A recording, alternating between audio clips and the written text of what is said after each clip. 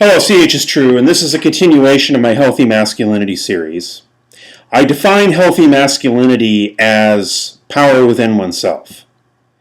Unhealthy masculinity I define as power externalized, or either power within oneself over others to define their reality, or a kind of powerlessness within oneself, perhaps one compensating for the other, fantasies of power compensating for powerlessness, but a true power within oneself is my definition of healthy masculinity. Now, in part one, I make the point that healthy masculinity is not defined in contrast to healthy femininity. Because I say that something is an attribute of a true masculine man does not mean that your wife or your girlfriend or your mother doesn't have that same trait and that it's perfectly wonderful within her. So I made that point at the very beginning of this series. So I will be using the term healthy masculine man, and I need that to be understood, that I am defining that in the sense of power within myself, not power over others. And by reclaiming that power within myself, and you reclaiming that power within yourself, we're going to restore manhood and society to full respect. In my last video before this one, part 2, I talked about the idea of being a lifelong learner. That whether you're cut out for college or not, obviously I want everybody to go to college who can. But there are some who just honestly, they're not cut out for it. I understand. But you still have a responsibility to be a self-taught scholar, to be a lifelong learner, to learn something. Even if it's automotive repair, to learn something about the principles of thermodynamics and something about the principles of the combustion engine. To learn something, even if it's PV equals nRT. Something about electronics, perhaps. Something about woodworking. You learn a little bit about the mathematics. To me, that is what a true masculine man does. In this particular video, I want to talk about the sense of purpose, the sense of meaning. It is my belief that to be a true, in the best sense of the term, masculine man, not a macho man, not a dominator man, not a traditionalist, I rule the household, no, but to be a true masculine man, having power within yourself, means to live a life of purpose and meaning. Now, there are multiple philosophies and schools of thought. One school of thought says that the purpose and meaning is inherent in the universe and that it is our purpose to go and to discover it. And that tends to be religion, various forms, monotheist, polytheist, pantheist, and so forth. The other school of thought would say that purpose and meaning are really observer-dependent realities, that they are absolute from the standpoint of the observer, and those tend to be secular value systems. The point of both, though, if pursued at the highest level, because the religious path pursued at the basest level is dogmatism, fanaticism, beating people over the head with a book, beating people over the head who are gay, beating people over the head who are not of the faith, whatever the case may be. Persecuting scientists, whatever the lowest interpretation of the religion would be. The highest interpretation of the religion, whatever the religion is, because these are within religions that we're talking about, not between religions. The fact that Christianity in the West doesn't do these things at this point is because it's in the West, and the West has changed, and because those elements of Christianity that would do these things don't have the power. In the Middle East, the religion has the power, and it does, and the people put up with that, and they don't stand up to that, so that's what happens.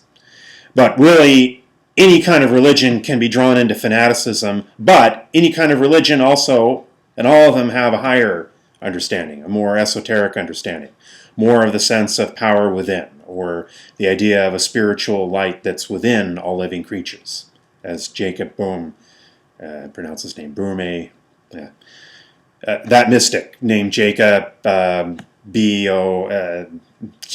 you mystics out there know who I'm talking about. Okay. But then on the secular end of things, you also have a similar dichotomy. You have, at the lowest level of interpretation, a kind of scientism. You have either a fundamentalist form of philosophical materialism of some kind, whether it's Marxian, and I don't say Marxist, but Marxian, or whether it's subjectivist Ayn Rand, or whether it's eugenics, or whether it's just something where it absolutely loathes philosophy, but then attempts to do philosophy, and when it fails to do philosophy, it says it doesn't like philosophy. That kind of thinking. Or in the case of Marxism, a kind of economic determinism that, whatever the forms of it might take, that's the lowest level. But the highest level, such as the Epicureans or Carl Sagan, the highest level of that would be a sense of a universe of billions and billions of stars. And although that's not religious, it's absolutely not religious, I understand that. And those of you who are agnostics, who love the universe and you stim on it, and I understand you would say you're not religious. But at the very same time, you have a sense of purpose and meaning that the religious would also have and talk about. And if that vision of a waterfall and the beauty of the fern stimulates you not only to a love of beauty, but also to a love for other living creatures, a love for that fern, a love for the deer over there, a love for the cosmos, then you've achieved something of very great value. And I think that the same would be the case for the religious person who's living the highest part of their religion. And I know that both people in both camps are watching this, and I have a strong feeling that people within both the religious and the secular camps who watch these videos have that highest sense within both. And so it is that to be a healthy masculine man, one has to have a sense of something beyond oneself. That also includes oneself. Not a hierarchy. Not there's me, there's I am down here, and there's this up here. No. You are a participant. You are included. It's within you, and you are within it. It's interesting, and I just kicked the computer there.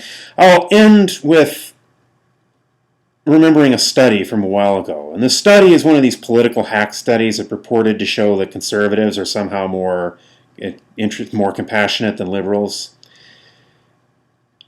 That these studies always suffer from methodological problems, because how is conservatism defined? From my own personal experience, I have to be honest, liberals seem to be more generous. But that's measuring for liberalism. And liberalism, remember, taken to its extreme, would be that sense of being part of the physical cosmos and the social cosmos. But what I do think that study was measuring is that it's also the case that people who are part of faith communities or religious communities are also more generous.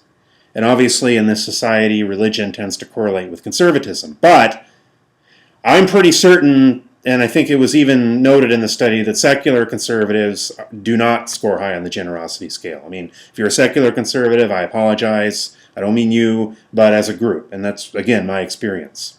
And my experience is also that the most generous of liberals, people who are helping the homeless, and they also tend to be religious. Quakers and peace activists have a faith community that they're part of, which puts the great majority of secular liberals and religious conservatives in a kind of gray area where maybe the liberalism and the secularism sometimes war within the same person without them realizing it, and the religiosity and the conservatism war, and they're complex mixtures of all of them. People who think they're conservative and they're really not so conservative, and people who think they're liberal and they're not so liberal. But see, I say we throw all this out. This whole right-left spectrum thing. Do you believe in a sense of higher meaning, or don't you? It cuts to the chase. And if you believe that you, with full power within yourself, have something to bring to the table to build a better society, a better world, a better family, a better community, if you're part of a church, a better church, then you to me are a true masculine man, or a true, if you're a woman, a true human being. And that's what I want to end this series. Well, I haven't ended the series yet, but I'll end this video on. CHistrue, thank you for